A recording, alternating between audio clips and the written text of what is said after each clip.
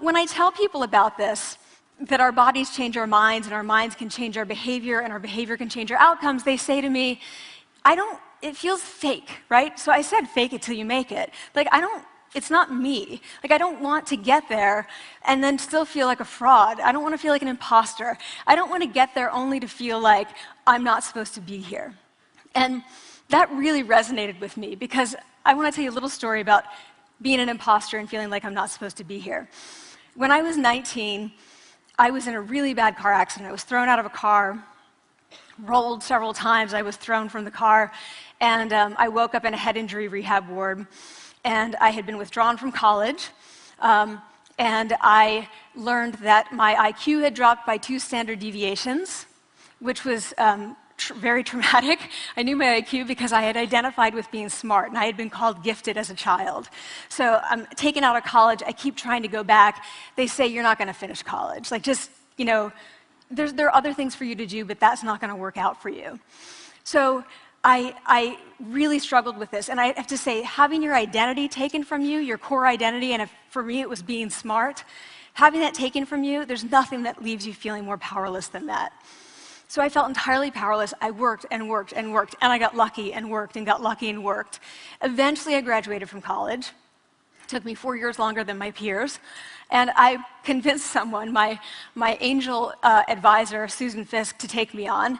And so I ended up at Princeton, and I was like, I am not supposed to be here. I am an imposter. And the night before my first year talk, and the first year talk at Princeton is a 20-minute talk to 20 people. That's it. I was so afraid of being found out the next day that I called her and said, I'm quitting. She was like, you are not quitting, because I took a gamble on you, and you're staying. You're going to stay, and this is what you're going to do. You're going to fake it. You're going to do every talk that you ever get asked to do. You're just going to do it and do it and do it, even if you're terrified and just paralyzed and having an out-of-body experience, until you have this moment where you say, oh my gosh, I'm doing it. Like, I have become this. I am actually doing this. So that's what I did. 5 years in grad school. A few years, I'm at Northwestern. I moved to Harvard. I'm at Harvard. I'm not really thinking about it anymore, but for a long time I had been thinking, not supposed to be here, not supposed to be here. So at the end of my first year at Harvard, a student who had not talked in class the entire semester, who I had said, look, you got to participate or else you're going to fail, came into my office. I really didn't know her at all. And she came in totally defeated, and she said, I'm not supposed to be here.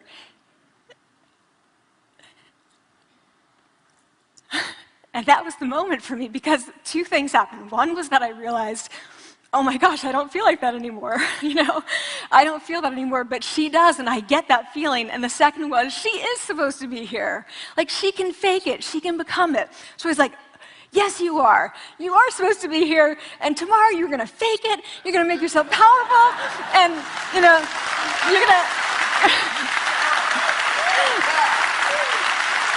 and you're going to go into the classroom, and you are going to give the best comment ever, And she gave the best comment ever, and people turned around, and they were like, oh my God, I didn't even notice her sitting there, She comes back to me months later, and I realized that she had not just faked it till she made it, she had actually faked it till she became it. So she had changed. And so I want to say to you, don't fake it till you make it. Fake it till you become it. It's not do it enough until you actually become it and internalize. The last thing I want to leave you with is this. Tiny tweaks can lead to big changes. So this is 2 minutes. 2 minutes, 2 minutes, 2 minutes. Before you go into the next stressful, evaluative situation, for 2 minutes, try doing this in the elevator, in a bathroom stall, at your desk behind closed doors. That's what you want to do.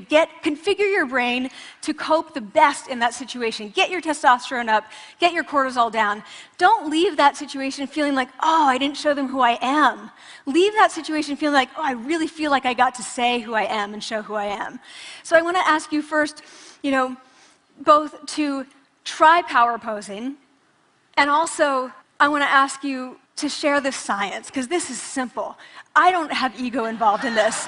Give it away. Like, share it with people, because the people who can use it the most are the ones with no resources and no technology and no status and no power. Give it to them, because they can do it in private. They need their bodies, privacy, and 2 minutes, and it can significantly change the outcomes of their life. Thank you.